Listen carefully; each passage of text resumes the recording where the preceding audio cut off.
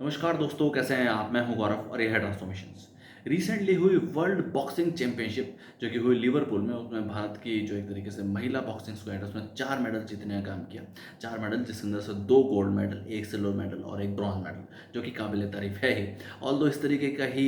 Example, इस तरीके का ही न्यूज़ हमें सुनने को मिली 2023 वर्ल्ड बॉक्सिंग चैंपियनशिप में, जो कि भारत में ही हुई थी। उसके अंदर भी 4 गोल्ड मेडल जीते गए थे। बट ये और ज़्यादा काबिल तारीफ है क्योंकि वो भारत में हुई थी, भारत की सरजमीं पर हुई थी। और बाहर जाके दूसरे देश की सरजमीं पे जाके, लिवरपूल में जाके हमारे भारत देश की महिलाओं ने एक तरीके से गौरवान्वित किया ही है देश को कि 4 मेडल जीत के, जिनमें से 2 गोल्ड हैं, 1 सिल्वर और 1 ब्रॉन्ज है। पर उसके साथ साथ हमें ये समझना ज़रूरी है कि फिलहाल जो स्पोर्ट्स की कंडीशन है, फिलहाल जो ओवरऑल स्पोर्ट्स में जाने का एक तरीके से लोगों का रुझान है, युवाओं का रुझान है, वो किस वजह से एक तरीके से मात खा रहे हैं, या वो कौन कौन सी कमियां हैं, या वो कौन कौन से फैक्टर्स हैं जो उनको अफेक्ट करते हैं। देखिए, जब भी कोई भी युवा अपना कैरियर या एक तरीके से अपने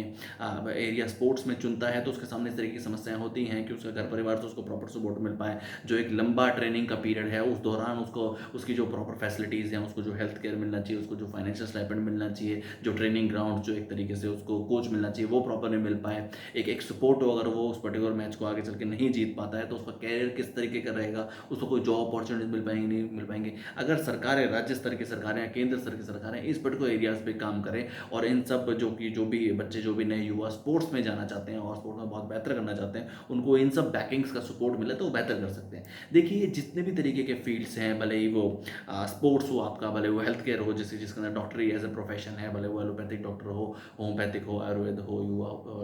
यूनानी हो, सिद्धा हो, इस तरीके के ये सब प्रोफेशंस ऐसे हैं कि इनमें इन सब काफ़ी लंबा समय लगता है, काफ़ी लंबे समय का स्ट्रगल होता है, काफ़ी लंबे समय की मेहनत होती है, भले वो एजुकेशन में हो, भले वो स्पोर्ट्स में हो। बट उसके साथ ये एडवांटेज भी है कि अगर बहुत लंबे समय तक स्ट्रगल किया जाए, बहुत लंबे समय तक संघर्ष किया जाए, तो उसके रिजल्ट्स भी उतने ही बेहतर होते हैं। भले ही आप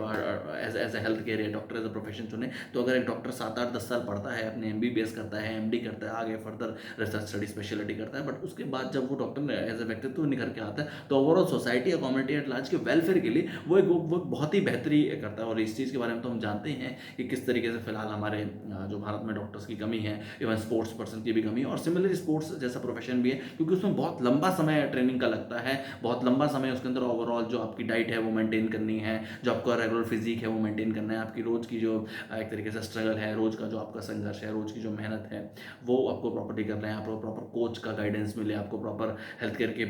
बेस्ट जो आपकी न्यूट्रिशन है वो सब मिल पाए। तो अगर राज्य स्तर की सरकारें इन सब चीज़ों में फोकस करेंगे, तो ये सब एग्जाम्पल्स हैं कि किस तरीके से हमारे देश के युवा हमारी